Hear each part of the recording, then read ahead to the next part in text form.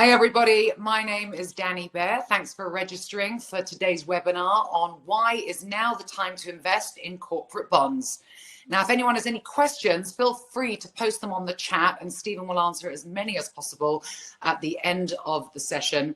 And also the webinar is being recorded, so will be available to watch afterwards. So we're scheduled for only 30 minutes. The aim is for the webinar to be succinct and informative. So without further ado, let me introduce you to Stephen Bear. Not only is Stephen my older brother, some of you may already know, but he's also a credit markets veteran, working across a range of roles in this space for the last 30 years. He started off as a financial analyst, building financial models for the Principal Finance Group at Nomura, moving on to becoming a bond structurer at both Barclays Capital and RBS. He was then asked to join the RBS research desk, where within his first year, he propelled the team to its first #1 ranking, which was also a first for the bank itself. Now, Stephen's talents did not go unnoticed and was very quickly headhunted by a number of hedge funds, but he was also offered a role in trading at RBS, where he decided to stay. This went very well for Stephen and was then asked to set up a proprietary trading business at RBS and advised to, as I quote, build a team to do what you do. Now, after 3 very profitable years in that role, being promoted to the global head of the Principal Strategies Group, 2008 came, the financial crisis happened, the bank became insolvent, and Stephen then left. Wow, quite a roller coaster, Stephen. Firstly, welcome. Thanks, Danny. It's a pleasure to be here. And thank you very much for agreeing to host this. Make a change from the Hollywood set. Thanks to all of you as well that have logged in to watch this. So let's start off, Stephen. Why don't you tell us all a bit about what you've been up to since you left RBS? Well, just revisiting the highs and lows there in your summary, Danny, that certainly brought back some memories. As you can imagine, I was totally in the eye of the storm in 2008, being at RBS in a structured products role. It was a really surreal time.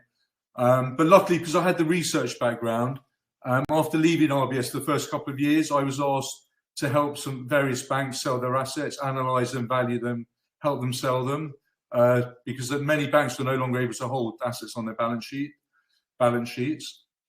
And after that, about 10 years ago, I set up Geneva Capital Partners. I got my FCA authorization, and then I started trading again. But because interest rates were so low back then, it was very hard to get any return in anything, particularly in the bond market. So I shifted my focus to high yield European corporates, and performance was pretty good over that period. We averaged about 10% annual returns, but we were using leverage to enhance those returns, which meant taking a little bit more risk. And actually, towards the end of 2019, the market was just feeling very overheated. And I just thought, crikey, I'm taking a lot of risk. I'm effectively in a subordinated position to get, like 10% returns. It didn't really make any sense anymore. And I thought, you know what, I'm just going to sell everything and I'll just give it to an asset manager to spread it around lots of different asset classes and let them manage it for me. And then literally a week after I did that, COVID broke out, became a global pandemic, and the bond market fell by about 20%. Well, that sounds very lucky and great on the timing front, I would say. I'd like to say it was good intuition, but it was very lucky. Although I did feel that the market was getting overheated, so to me it just felt like a matter of time. But the main thing was that there was this incredible opportunity, having got out at 100% of the valuation of those assets. They were down 20% now. I quickly called around some family offices, high net worth individuals that I knew, and along with my own capital, we co-invested across a pool of bonds. We did that on a managed account basis, and that year all of us made about 20% return as the market fully recovered, and that went really well, obviously. But managing all these accounts out of lots of different managed accounts was quite hard administratively to keep an eye on all of them. So we all basically commingled our funds into a new fund, which we call the Geneva Capital Partners Fixed Income Master Fund, and it was launched about 2.5 years ago now. And so how's that been going since the launch? Well, it was all going pretty well. I mean, bearing in mind that returns were very low in the market at that time anyway. But then Russia decided to invade Ukraine, and well, you can imagine, again, there was like another 20% fall in the market. Unfortunately, this time I didn't manage to get out.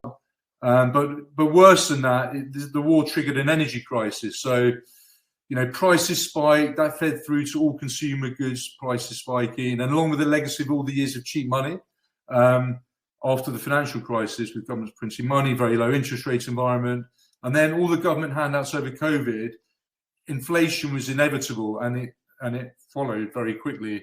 And as we've seen this year, there's been a substantial series of interest rate hikes to try and dampen this inflation. So what does that mean for your fund and bonds in general? Well, the fund has largely recovered, but I guess that's what I'm here to talk about today. To talk about why I think today now is a good time to be investing in corporate bonds again. Okay, so what is a corporate bond? Let's start with that for us non-financial experts. Okay, so very briefly, a corporate bond, I think I've got a slide I can show you here.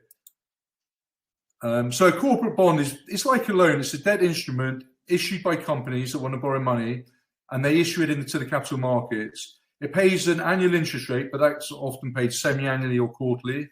And it pays a spread, it pays a premium over government base rates to compensate investors for that additional risk relative to risk-free government bonds. The benefit of a bond is that it can be sold to multiple investors. It's normally held in sizes of 100,000 denomination, or minimum size is normally $100,000, pounds, euros. And it can be traded in the secondary market at any time. And as long as the bond doesn't run into any problems, it will always be repaid at 100% of its original value when the bond matures. Just like a loan has to be fully repaid at the maturity date. So like a loan, can you fix the interest rate over the life of the bond? You can do that through swaps, but actually typically if a company wants to, there are two types of bonds. So a company can either issue a fixed rate bond where it just pays a fixed rate of interest, and they're normally longer dated bonds. It's not unusual to have a 25, 30-year fixed rate bond. But of course, if you issue a bond in the market where interest rates are very low, when interest rates go up, the value of that bond falls. Because, for example, government bonds that were issued at a 0.25% coupon 2 years ago, when interest rates went up to 5%, nobody wants to own that bond at 100% of its value. It has to fall in value for it to become, for the yield to get to a level with where the prevailing rates are in the market. Floating rate bonds are different. They pay a margin above the prevailing interest rate. So in this example, 3-month NIBOR, which is the Norwegian interbank rate, that's the risk-free rate. And any company issuing off NIBOR would have to pay a spread. That's the 3%. That's effectively the amount of the interest rate that you need to compensate investors for buying that bond. And when interest rates go up or down, the underlying base rate goes up and down, so the price never really changes. You just get paid more as an investor. So anyone owning floating rate bonds over the last 2 years would have seen the interest payments increasing substantially as interest rates have gone up. Okay, so why don't we look at some yield curves? Okay, so if we go on to the following, so I guess the question is, why is now the time to invest? So very simply, if we look at these two curves here, the bottom curve is where interest rates were 2 years ago. So if you were an investor buying bonds, government bonds, let's say, 2 years ago, if you were buying short-dated bonds, you would have got very close to 0%. And this curve, as it goes to the right-hand side along the x-axis, that's just time. So over time, you were getting paid a little bit more to own those bonds, but it never really went above 1.5%. And that's up to 15 years. And it was the same for up to 30 years. Where are we 2 years later? Well, that's the green line here. And you can see how all interest rates along the curve have substantially increased. So basically today, as a bond investor, or as anyone lending money, you're going to be paid a lot more, probably 4 to 5% than you were 2 years ago. So it's a much more attractive time to be lending money, to be investing in bonds. And it's exactly the same across, that's the US yield curve. The euro yield curve is no different, except the euro yield curve actually 2 years ago. If you put your money in the bank, you had to pay the bank to have it, to deposit your money there. And if you were borrowing money, you were being paid to borrow money. However, now that's clearly been corrected and similar to the US yield curve. It's gone up by about 4 to 5% along the whole maturity spectrum. And it's the same for sterling. Sterling's exactly the same. You know, the UK government was issuing bonds at 0.25% 2 years ago. Those bonds have fallen substantially in value as interest rates went up. And I think the last time I looked, they were trading at something like 35, 40% of their face value. Because clearly nobody's going to buy a bond today at par at 100% of its value. That's only paying 0.25% coupon when you can get 5% by just putting your money in the bank. So it's basically a good time to invest. 100%. I mean, any new bonds coming to the market will be issuing at a much higher coupon. So 2 years ago, I was buying high yield bonds, you know, risky bonds along the riskier bonds in the corporate spectrum were issuing, you know, the coupon was say 3 to 4%. You know, investment grade bonds, you were lucky to get 2%. Whereas now the base rate is at 5%. So everything you're going to get is going to be above that. So for the sort of bonds we're looking at, we're getting paid between 8 and 10%. Some of them are 11, 12% coupons. So just by buying those bonds today, particularly the fixed rate bonds, because don't forget, if interest rates fall, the floating rate bond coupons will go down. But the fixed rate bonds, you're locking into those coupons today, and they will stay at that level till maturity. And if we look at some of the fixed rate bonds that were issued before interest rates started going up, you can see how they've fallen. And by the way, the next 3 bonds I'm going to show you, there's nothing wrong with their credit. They're all performing fine. These price movements are purely a function of interest rates going up. So this bond here is a company called Dignity Finance, a long dated bond. You can see the coupon, I think it says 4.6569%. Again, nobody wants to own a company that's only paying 4.69%. So the price has had to fall to make it attractive to investors. So it meets the prevailing interest rates. And that bond now you can buy, I think, I can't see it very clearly, but I think it says 65%, massive discount. And if interest rates start going up again, that bond will go up in value. But don't forget, that bond will repay at par at maturity. It's got a long dated maturity. So over time, it will trend back to par. So investors buying into that bond today will get the benefit of that uplift over time. And it's exactly the same for this company, Vodafone. We all know Vodafone. It's quite levered, but it's a decent credit. Again, when interest rates started going up, the bond started falling in value. And again, that's at a massive discount to where it was issued. And again, this bond hasn't fallen by quite as much because it's much shorter dated. It matures in 2 years' time. Actually, I think that's the 28. Matures in the next few years. But again, it's still trading at a discount, a very good credit, Thyssen Elevators. And the coupon on that one's 7 5/8%. So you're getting 7.65% coupon, and you're getting the uplift as it goes back to par. So clearly now is a better time to invest in bonds than 2 years ago. And I'm assuming if rates continue to increase, the fixed rate bonds will continue to fall in price, right? Yeah, absolutely. I mean, absolutely. If interest rates keep going up, those bonds will fall in value a little bit. I mean, the market's already priced that in, to be honest. So we would need substantial further increases to see further falls in the bond. And I guess it's a question of considering how much further interest rates going to go up compared to how much they've gone up already. So you might, if you bought these fixed rate bonds today, for example, there's a chance the price could fall a bit further. So in the case of, say, the first one we looked at, it might go down to 60, let's say. But the upside, but as long as the bond doesn't default, you will get 100% back at maturity. So as long as you ride out that volatility on the interest rate curve, you will get your money back. Yeah. So if I was sitting on some cash right now, you're saying I would get a much better return today if I invested than pretty much any time over the last, say, 20 years, right? Yeah, 100%. I mean, I haven't seen interest rates this high. And let's be clear, they're not that high. 5% base rates, nothing unusual if you're around during the 80s. But they really haven't been this high for a generation. So really, this whole asset class has been completely overlooked. Why would you take risk in this space if you're only getting 3 to 4% returns? But now we're seeing bonds being issued at, like I said, 8 to 12% returns. It's suddenly very interesting. And if you use a little bit of leverage in the structure, very conservative leverage, you can enhance those returns and, increase those numbers.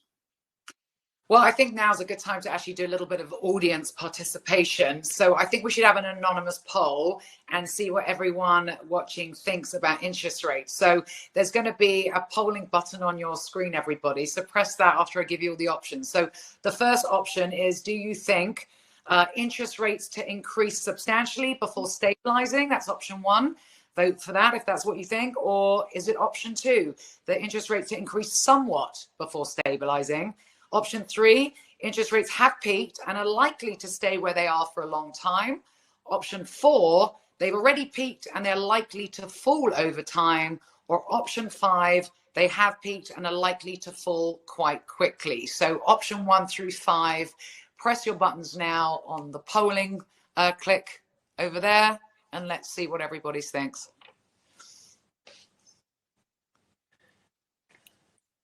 There you go. You've got option 1s through 5. What are you getting, Stephen? What's the overall?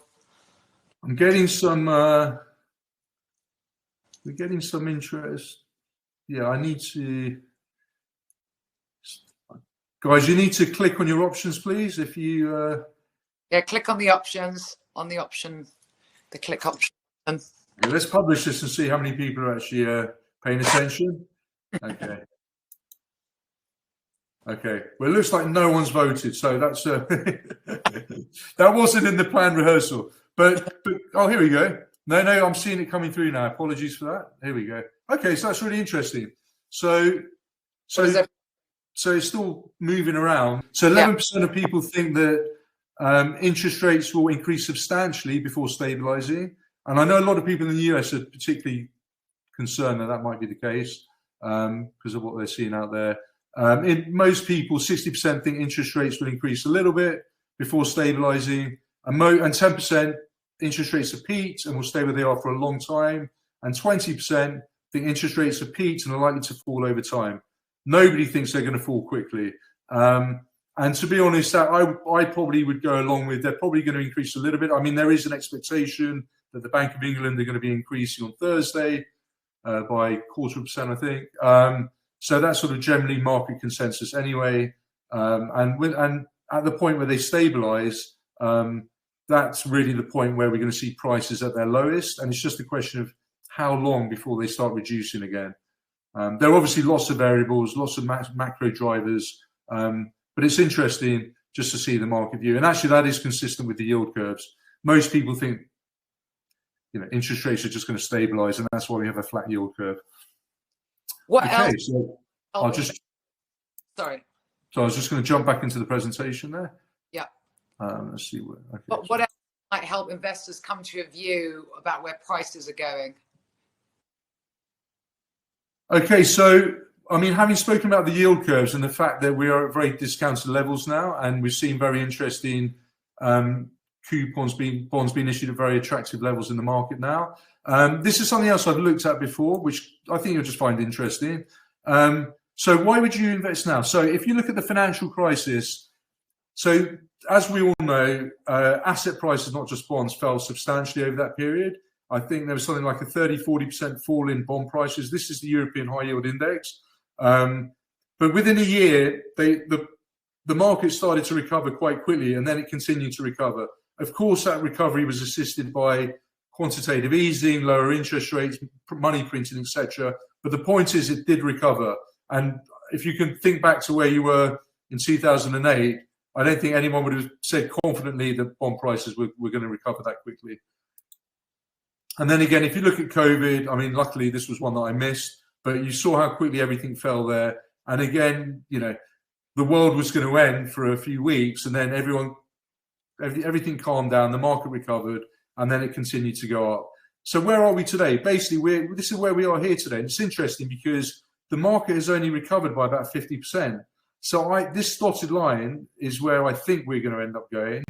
And the reason why the recovery hasn't been as quick, well, there are two reasons. I guess one is that this war in Ukraine is still ongoing. There's still a lot of uncertainty with what could happen with that.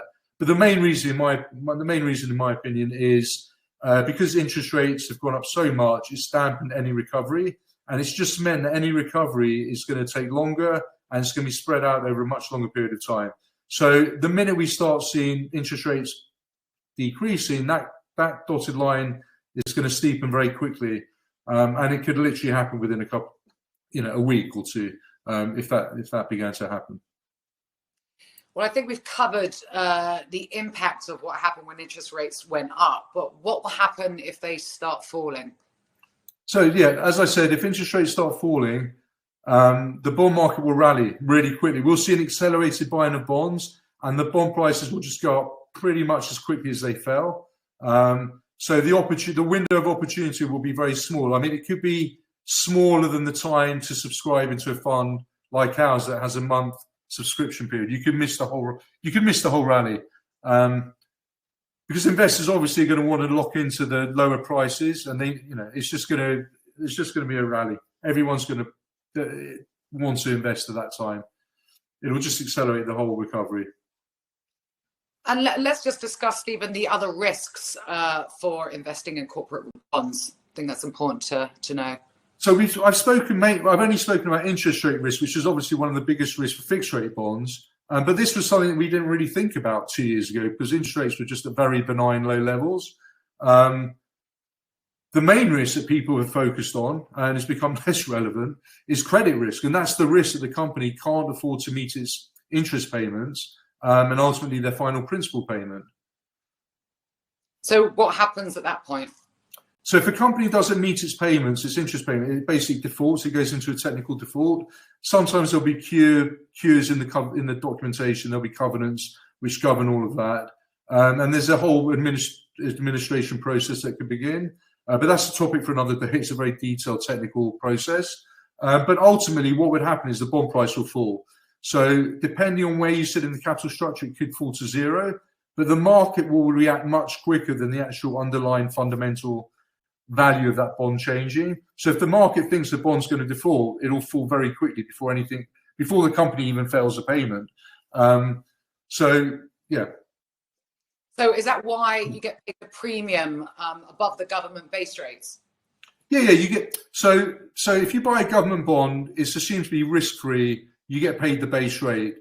There's no credit analysis that needs to be done. People obviously doing their own analysis on government's ability to repay their debt, but essentially any corporate credit analyst is looking at a corporate bond and trying to understand the possibility of it defaulting, and trying to understand how much it needs to be, how much do we need to be compensated for that risk?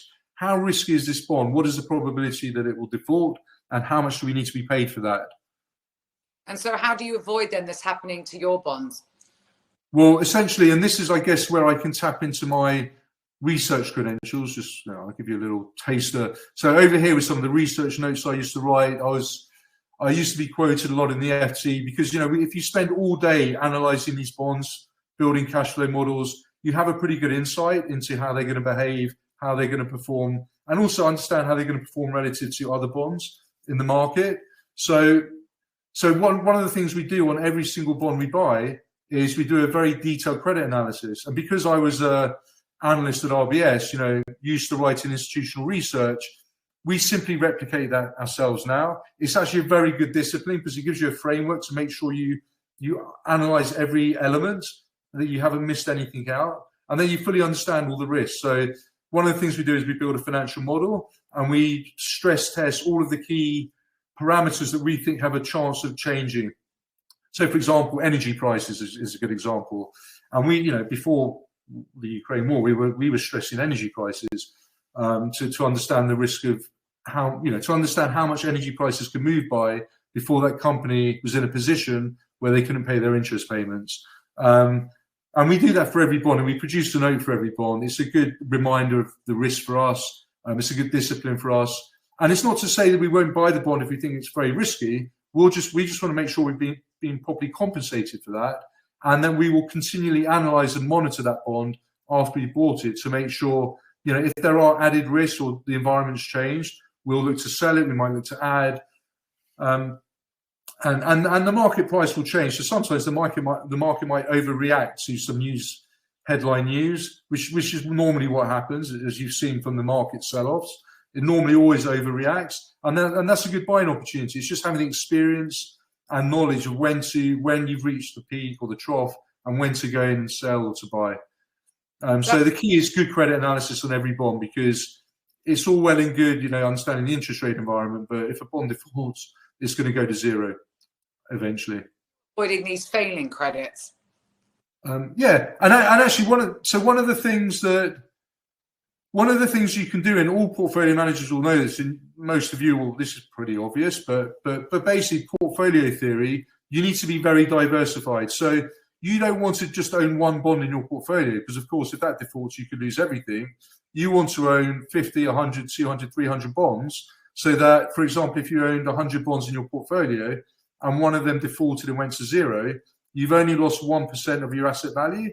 And don't forget, so at the moment, we're generating about 11% net cash return on our coupon payments. So in the case of where we owned 100 bonds, we could afford to lose 11 of those bonds, have a complete default and 100% loss of value, and that would be fully mitigated by the 11% of income we're getting on our coupon payments currently. So yeah, if you're diversified, you would hope you wouldn't have 11 defaults in a year. And that's why you need to be diversified across industries, across geographies. So there's no one event that could wipe out a load of value in your portfolio. So if we look here, actually, this is just a good example of where we are currently in the portfolio. We've got a whole portfolio of bonds spread across Western Europe, Northern Europe, and mainly the UK. We've got a little bit in Southern Europe, and there's some global operations as well, European-based companies with global operations, but fully diversified. And also across different sectors. We have got a bit of concentration exposure to telco and technology, but we're comfortable with those sectors. But generally, it is a pretty diversified portfolio. And again, this just shows you the rating criteria. I haven't even mentioned ratings. We do all the credit work ourselves. We don't rely at all on credit ratings. But there is a spread of credit ratings from like low investment grade to sub-investment grade ratings. So how has your fund been performing? So the fund's been performing, it's been performing pretty well. I mean, obviously, if we look over here, so when we launched the fund, we had moderate returns. I mean, it was very hard to get decent returns because of the very low interest rate environment. So like I said, with leverage, previous to that, we'd managed to get 10% returns. But that year, we were at sort of 5-6% returns. And then the Ukraine war happened, so the Ukraine invasion happened, the whole market collapsed. That combined with all the interest rate hikes just exacerbated the fall in bond values, as I've shown you earlier. And then since the beginning of this year, we've just seen a steady return. And so far, we're on a sort of 18% annualized return. And just to be clear, that's completely net of all fees, all costs, fully audited based on our monthly NAV numbers, which are audited by Apex Fund Services. So these are really good returns, really good recovery, and we're expecting. I mean, I'm certainly not making any forecasts. I think if you read the disclaimer at the beginning, you'd see that. But we are confident that providing nothing changes, no radical macroeconomic events, we're pretty confident of getting about 1%, at least 1% per annum over the next few months, while interest rates are this high. How was the performance of the fund before you launched 2.5 years ago? Like I meant, 2.5 years ago, I think I alluded to it earlier. Obviously there was volatility in, based on some of the events I referred to, but essentially we had a pretty good run. We totally outperformed all the indices. In fact, the Ukraine war was actually for the last 7 years, the longest downward stretch we'd had. But like I said to all my investors, I called all my investors up on the day of the invasion. I said, look, this is going to be a 15 to 20% downside event.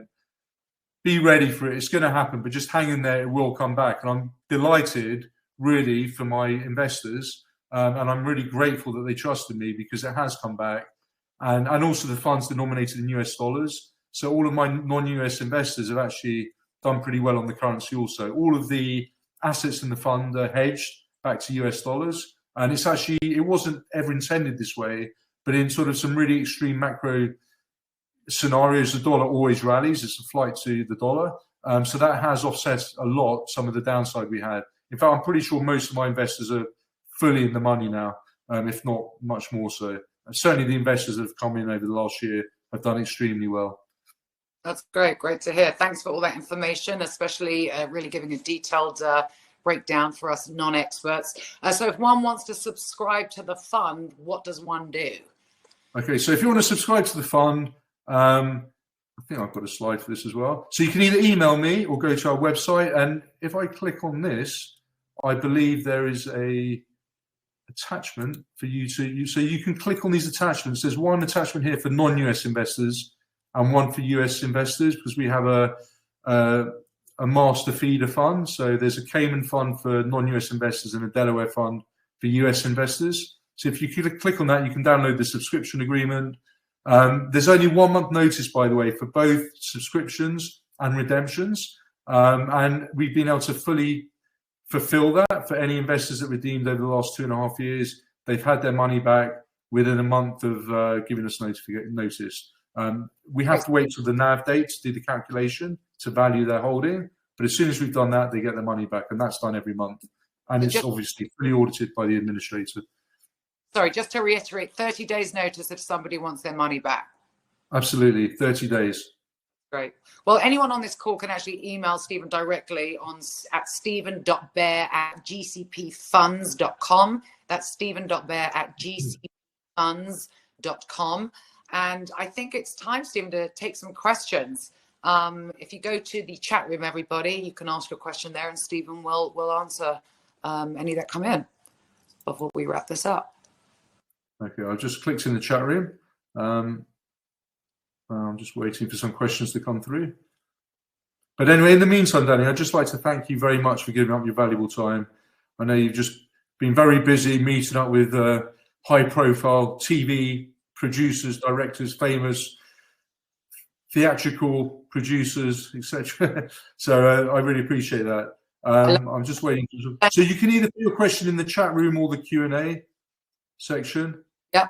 Or if you have a question later on after the webinar's finished, again, email Stephen directly and he'll respond accordingly. It's been very fascinating, Stephen, learning more about what you do. And thanks very much, everybody, for joining us today. And yeah, again, any questions, email Stephen directly, stephen.bear@gcpfunds.com. And thanks, everybody, for joining. Again, this is a recorded webinar, so you will have access to rewatch it after it's over. Thanks, everybody. Thank you, Stephen, and good luck with the fund. Danny, thanks again so much for agreeing to host this and giving up your valuable time. And thank you to all of you today who've signed in and given up your time to watch the webinar.